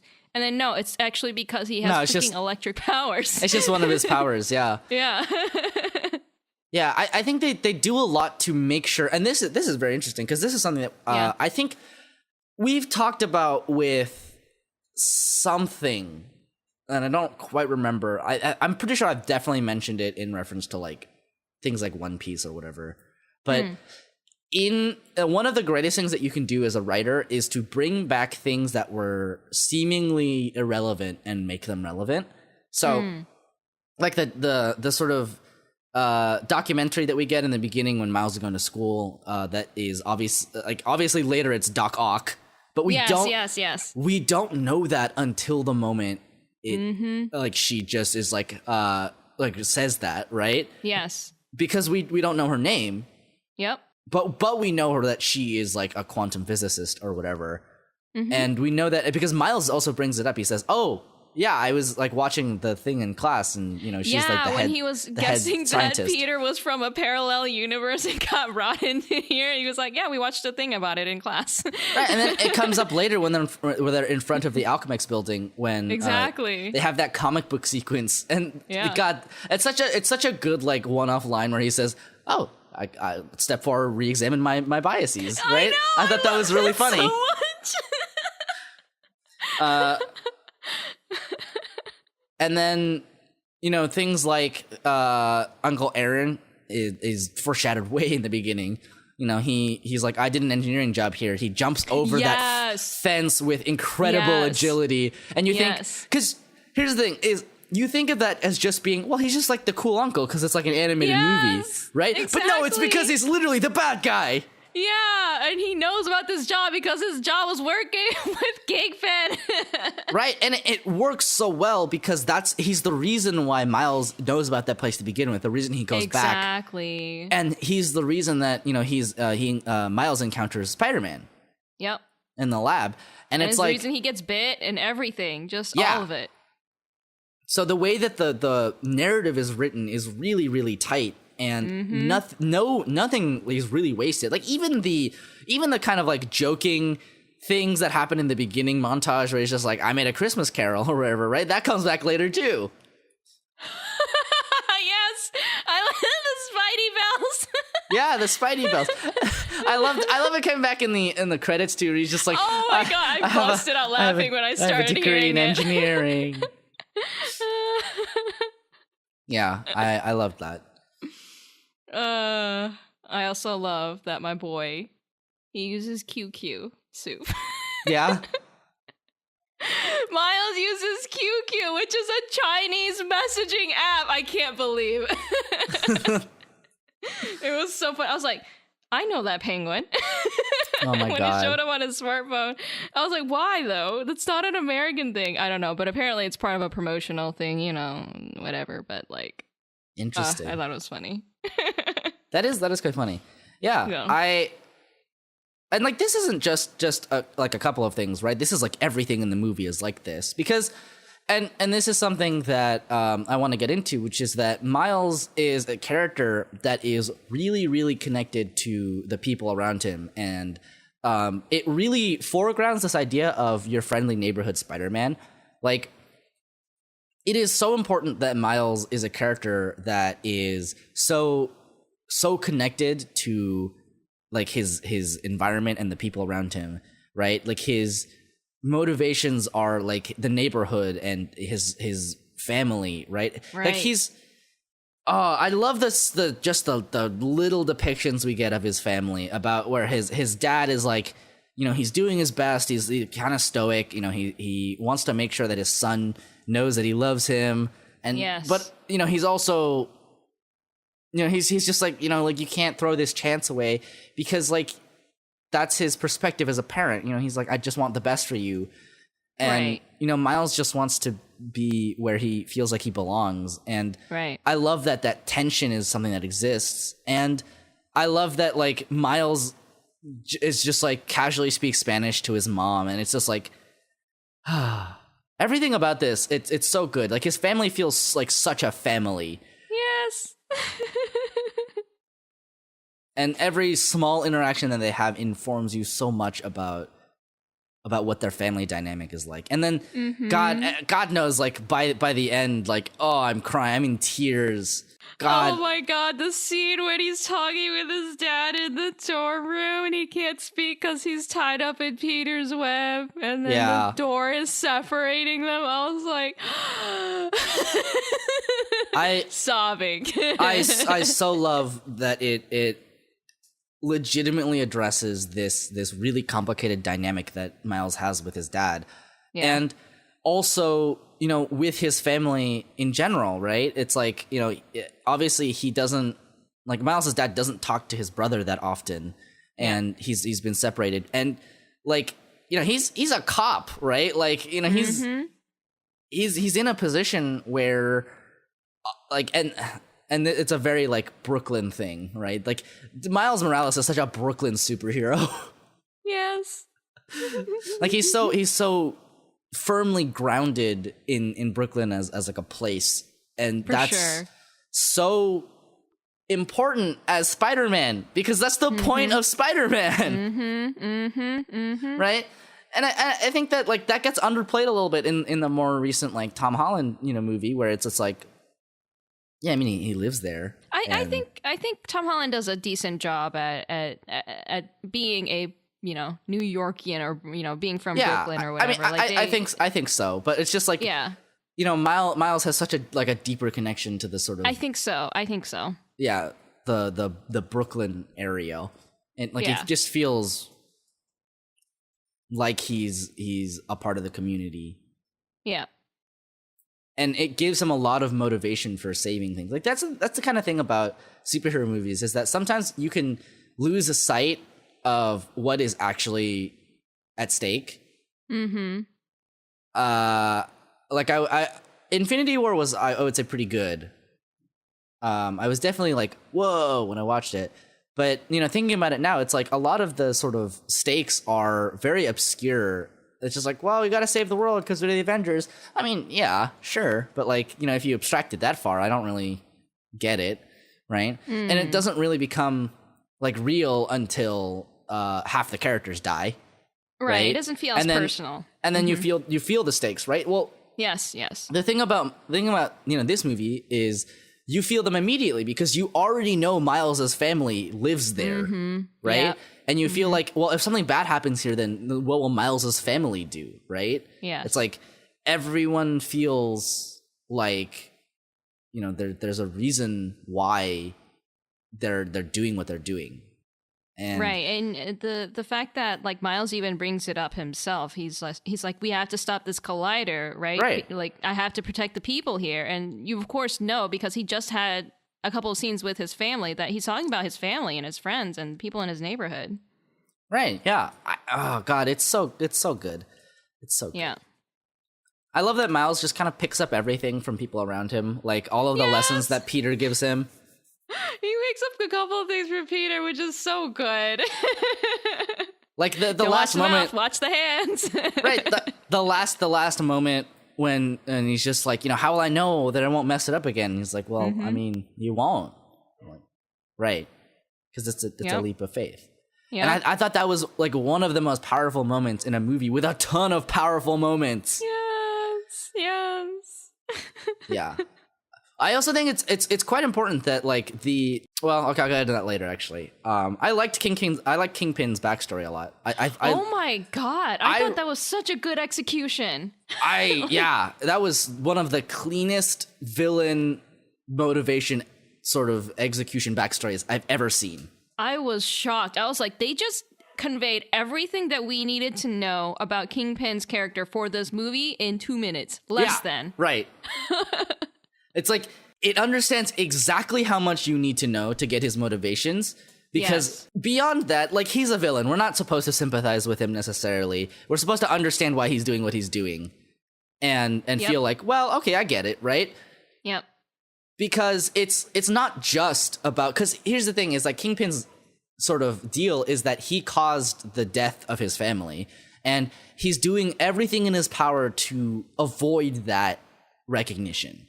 You know, he will go as far as to collapse all of the universes together to get his family back, just for them to be alive again. Yeah. Even though he was the one who indirectly caused them to die. Right. It's kind of like if he because he's a bad beating guy. Up Spider-Man in the first place, then his family wouldn't have walked in on him doing that and ran away in horror and gotten killed. Right. Because he's a bad guy. Because he's a bad boy. Like, they completely give you everything you need to know. Because after that, you don't really need to know anything else. Yes. Like, we don't need to deliberate on that. Yeah. Because we know, we get it. You're not spending like 10 minutes talking about like, he doesn't have to give like a whole bad guy speech about like. I loved how quiet he was. Right? Yes. He says so little throughout the movie, but you get it. He's like, yes. You know, he says like, you know, Spider-Man, sometimes it's not about the money. And you're like, oh! And I love the sort of asynchronous motivations of the villains too. Like, Doc Ock knows that even if Kingpin gets his family back, they will not be able to stay in the dimension. But she wants to do it anyway. Yeah, because she loves like I love that interaction that they had when I guess like she had his bodyguard or whatever like in a stranglehold or whatever, and then they were like, she was talking with Kingpin, and then he's saying, get my super collider ready or whatever, and she's like, our super collider, and you're like, okay, I get you. I know why you're in this, which is like you're in this for figuring out what's going on, and of course that shows in her character with her interactions with our tubby Peter, you know, our janky Peter. Janky Peter, yeah. Yeah, I think a lot of this movie is about family in direct and indirect ways. And it's very important to me that Uncle Aaron is a character that is not glossed over. You know, he is like like the reveal is that he's the villain, and it's really, you're like, oh, right? But also beyond that, it really affects Miles as a character, and I cannot understate how important it is that like the ending sequence is very much like, you know, this mural of him, and you know, it says like rest in power. Like, it's a very, very powerful moment, and I think that it really tells you, you know, what that relationship is like. And God, I just love I love that their relationship is so complicated, and the relationship between Miles and Aaron, and Miles and his family, and Aaron and his family is so good. Like, they're just sort of like, you know, Aaron's like a good guy, but like I don't like talk to him or whatever, right? It's like, I love that they don't actually need to go into like whatever happened between Dad and Aaron. Right. They're just disconnected. Yeah. Because they drifted apart, and that's all you really need to know. Yes. Yeah. Oh my God. I don't know. I think that the familial themes in this movie are just so strongly executed, and they feel so good. Yeah, and you can just like in the writing and in the visual storytelling, all of it is there to convey exactly how. I don't know. I just like, you just follow it so easily, right? Yeah. Like the moment when Aaron is with Miles on the rooftop was just like probably one of the highlights of the movie for me. Well, I mean, aside from like how tragic it is because of how powerful it is and how much you can see Aaron caring for Miles by like how like he has that moment of where he's debating like, oh no, like the realization that Miles is the Spider-Man that he's been pursuing this entire time, and how his boss is right behind him ready with a gun, right? Right. And wants him to put Miles down right then and there. And so you're left in this state of suspension of like, oh my God, is he actually going to do it? Is he not going to do it? Like, what's he going to do? And then right when you're thinking that is when he lets go of Miles, and he like, you know, softly slides down the mask and just like backs away, both hands in the air, almost like just like that, like kind of like pacifying, like, I'm not going to do anything, don't worry. And then he gets shot. And that moment was just so like, oh my God, just all of their expressions and everything was so like you are in that moment with them. Yeah. And and also like just like the gut puncher at the end was Aaron telling Miles like, I just wanted to be someone that you could look up to. And he felt so disappointed in himself, and he apologizes to Miles. Oh God, it's such a good moment. Yeah. And it's so strong. Like, yeah. I can't really put into words how good the movie is at making you feel that in your body when he says that. You know, it's like it makes this sort of like Uncle Ben like thing, right? And at this point, this far into the sort of world, into the post-Spider-Man world, right? The sort of Uncle Ben story is a little bit cliche almost. It's almost played out where you're just like, okay, Uncle Ben, great power, great responsibility, whatever, right? Yeah. They address it quite early on too, where Jakey Peter is like, okay, I'm sick of hearing that. Just don't say it anymore. Yeah, he's like, I don't want to hear that anymore, right? But they like make fun of it, and then they come back around and they make you feel for it all over again. It's like, it's the same thing. Yeah. And it's so well executed in that it doesn't even let you think about it. It just makes you feel it. Yes. And then afterwards they talk about it, and they're just like, you know, for me it was my Uncle Ben. You know, for me it was my father, right? Mm-hmm. And that moment is really great because it really ties the characters together with their common backstory. You know, it's like, well, yeah, we do understand. Like, that was what we went through. And yeah. God, it's so good. I really loved the interactions between the spiders. I think it was just really, really well done. I like that they had that little moment of everyone is like empathizing with each other because they do understand. I think a lot of times it's easy, and this is a lot of what happens with like modern superhero movies, right? Where it's very easy to lose perspective of these things. But as a superhero, oftentimes you feel very alone and isolated because no one understands what you're going through. No one understands like, well, I have powers and responsibility and I should do something about it, right? Well, they all understand because they're all Spider-Man. Yeah, I agree with you that that kind of thing tends to be glossed over in other superhero works where you have multiple superheroes coming together, or if they do have it happen, then it's played off like a joke, like, oh, I also got thrown into a time traveling machine something or other, you know, like or it's like, you know, it's like in Avengers it's like Hawkeye, you're just like, I got arrows. Yeah. I mean, I shoot a bow. All these people got electric powers and stuff. I don't got that. You know? So I really appreciated that. And it really put into perspective this idea of the superhero. And I think it like this movie is really aware of what a superhero is and the sort of emotional impact that comes with that. And it really presents it to us in a really fresh way.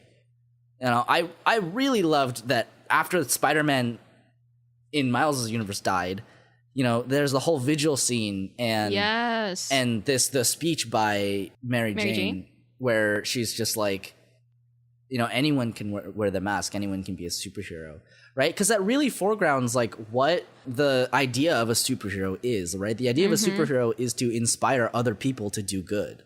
Yes. And it's, God, that, the Stan Lee cameo made me cry. I was like, oh Stan! I was like, Stan! And the moment when Miles comes to terms with all of the things that have been presented to him, you know, where he's just like, you know, I have these powers now and I have a certain amount of responsibility. And, you know, after that, he's able to harness and use his powers because, you know, it was never that he just couldn't. It was just that he just didn't believe that he could, right? Yes. And when he has this leap of faith, and like, again, this is one of those things like the Uncle Ben thing where it is kind of cliche, but it's presented to us in a way that's like executed so well that it doesn't feel like it. It feels fresh and it feels. Yeah, I think they also did a good job of like destroying the cliche earlier on with their gags about like, you know, Miles was about to clear the building, you know, and then he decides like, I'm going to choose a shorter building, and then he goes and does that. Right. And then he breaks the thing. Yeah, and he breaks the USB. Right, it's like the perfect moment of like, oh, okay, yeah, I can't do this. Yeah, because it has so many moments where you're expecting him to just like pull off that miraculous hero thing with like some hero gumption or whatever. Like, this is the moment, this is the time. And every opportunity that he has before that, he just like falls on his face. He gets hit. It's just everything.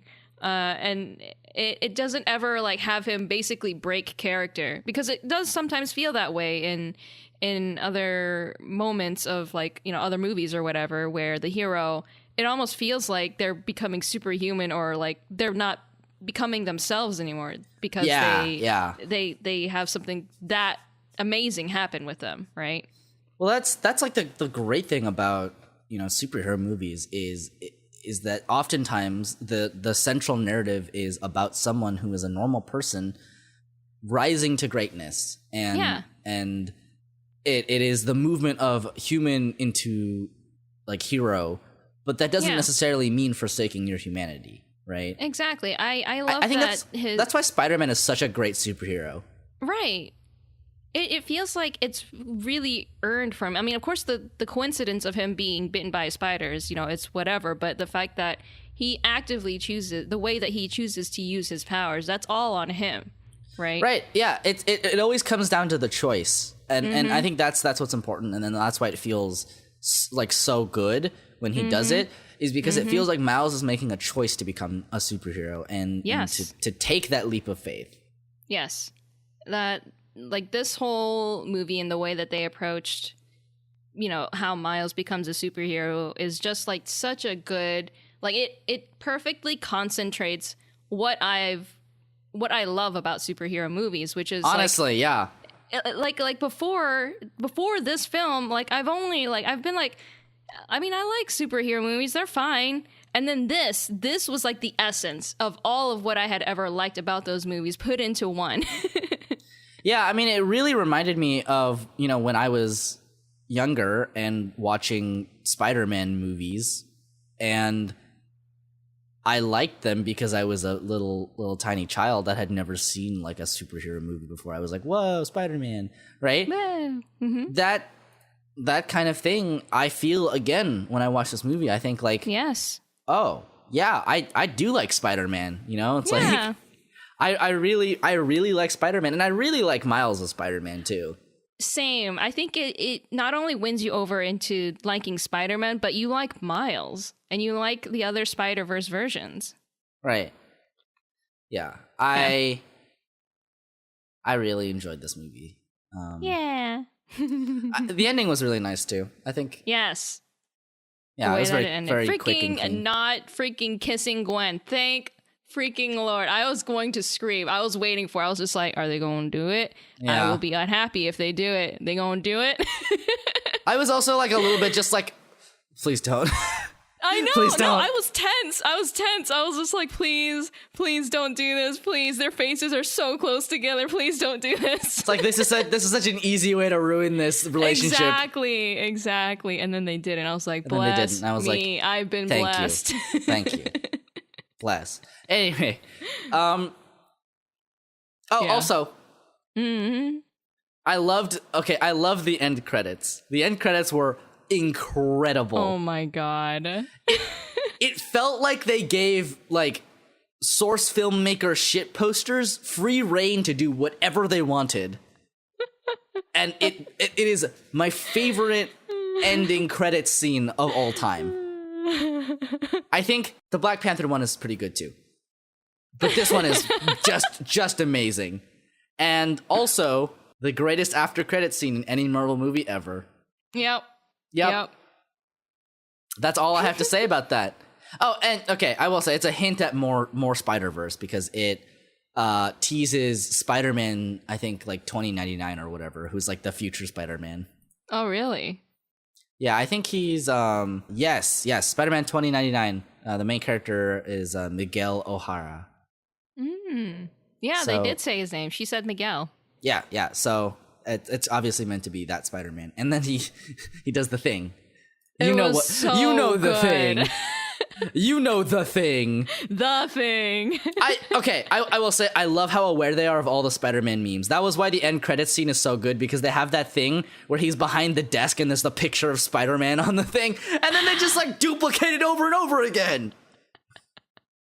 I love how hard they leaned into the memes. They like Spider-Ham is the meme from Spidey Pig. It's just so good.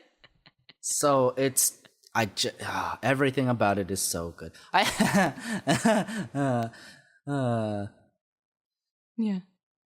I think that's it. I think that's all I gotta say about it for now. I'm sure I'll think of something later, but like everything in this movie is the best, and I love it. And it's my favorite movie ever now, and the best animated movie. Period. Best Western animated movie. Period. Especially, it's certainly been my favorite for a long time. Like I listen. I really if you have one that you think is better, tweet it at us, and I will consider it. But like you're gonna have to try real fucking hard. Western animation. We're not talking about Eastern. Western animation. We know Eastern has There's some strong contention. Some strong contention in Japanese animation. So yeah, it is. This is a masterpiece of animation, I'm willing to say. Yeah. All right. Let's wrap up. Okay. What you doing? Where you at? What I'm doing, I can be found on Twitch and Twitter at SwanDrawn, Instagram at swan.drawn. Come on over, say hi. I know people who listen to this podcast come over to the stream and they're like, here, have some have some generosity, and then they'll, throw things at me, and then I try to reject them, but, whatever. But So that's like that not how happens. Twitch works, so you can't. Yeah. So, hopefully, as I'm still in the process of, I guess I'm like in the final arc-ish kind of thing of Kingdom Hearts. So hopefully, as I go through that, there won't be any more salt fests. But if you would like to see the potential for that, that's where I'll be. Nice. Yeah. How about you? You can find me all the places at Literal Soup. I am just gonna do finals and then not think about anything except for maybe some Grand Blue grinding. I'm close to my third Eternal, which is kind of scary to think about. Okay. But yeah, I'm looking forward to a restful vacation where I can laze around for a week and then maybe I'll think about my life going forward. Gonna laze? You gonna cook? I am. Yeah, I'm probably gonna cook. I made soup. I made chicken soup, Nice. but I forgot to post pictures. I still have some, so I'll just see if I can remember to post pictures before it's all gone. Very nice. I made catfish soup, which I'm probably gonna eat after this. Ooh, that sounds really good. Yeah, it was good. Tasty. Oh yeah. Okay. I mean, I literally cannot think of any possible other thing that I will do in the next 2 weeks, except for maybe I'll go see Captain Marvel in my off time. Oh yeah, I'm gonna see that next week. As a cool down from finals, like maybe a little break for myself. Yeah, we need to talk about it because I heard it was divisive, so I'm so excited. Okay, to sure. watch I it. mean, we can talk about it. We can talk about next episode if you really want to. Maybe we'll see. We'll I see. don't know. I don't know if I would want I'm to a do. little afraid to foray into all of Marvel. I don't know if I want to do 2 superhero movies in a row. Yeah, but maybe we could just like mention it at the beginning or something, but we'll see. Sure, we can definitely talk about it then. Yeah. Our opening is by Skatsu Network, and our ending is by Takuma Okada. Check them out because they're great and they're super nice and fun. Yeah. You should check out our podcast Twitter at AbsoluteCast on Twitter, on the tweeters, where we'll post updates and stuff. And sometimes, if I'm really feeling generous, analysis that I forgot to put in. And I say generous, I meant self-conscious. Nice revision. Yeah. You should definitely also check out the video versions of the podcasts because Renu puts a lot of work into them. They look pretty awesome. Thanks, man. So you should definitely do that. I've been thinking about our ending. Okay. Like our ending line for a little bit. Okay, here we go. I'm ready. So I need you to brainstorm with me a little bit though. Just like a little bit. Okay. So you know how last year was the year of Akechiguro Eat Your Fucking Heart Out? Of course. I think in this year we should be a little bit more positive. We should foreground positivity by wishing well a certain character. And that character is Goro Majima. So we go from like telling Goro Akechi to F off to loving Goro Majima. Yes. So basically, if last year was telling the Goro to fuck off, this year is telling the Goro, I hope you have a nice day. I mean, you know how much I love him, so I'm not gonna be against that. That's exactly why I thought of it. I was like, what would Renu like? Because I know Renu disliked Akechiguro as much as I did, but who does she like? Goro Majima. The other Goro. The other Goro. So I need you to help me come up with a sort of catchy, snappy phrase that I can say for Goro Majima. Or alternatively, if you want to start saying it, you can say it. Okay, well, I'll probably have to peruse a bunch of Majima memes, which okay. It's fine. We'll have that for next time then. Okay. We'll have that for next. I promise. Probably. Oh, I don't know. I'm promise. I'm not gonna promise. It's your job to promise. No. Okay. Something. Well, this time it can be Spidey bells. Something. So the Spidey bells. Goblin smells. Something. I have a degree. I don't have a degree, but Spider-Man does. You almost will. I almost will. Oh, that's a scary thought. I'll be qualified to talk about stuff. Maybe we should just talk about memes next time. I'll give you like I'll pull out all my books from this quarter and like cite sources. No. You don't want to hear about Mark Fisher's capitalist realism or Byung-Chul Han's Transparency Society?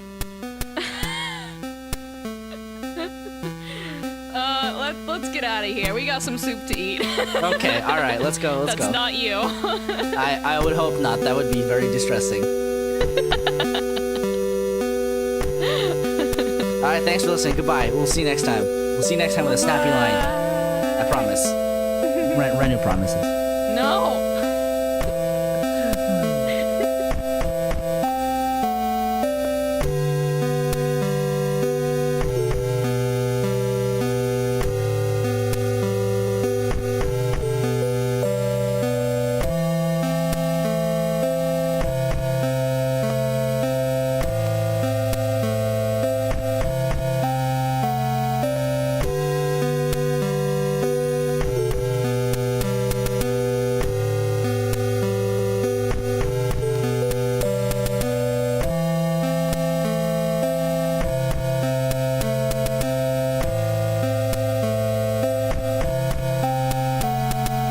Sayonara.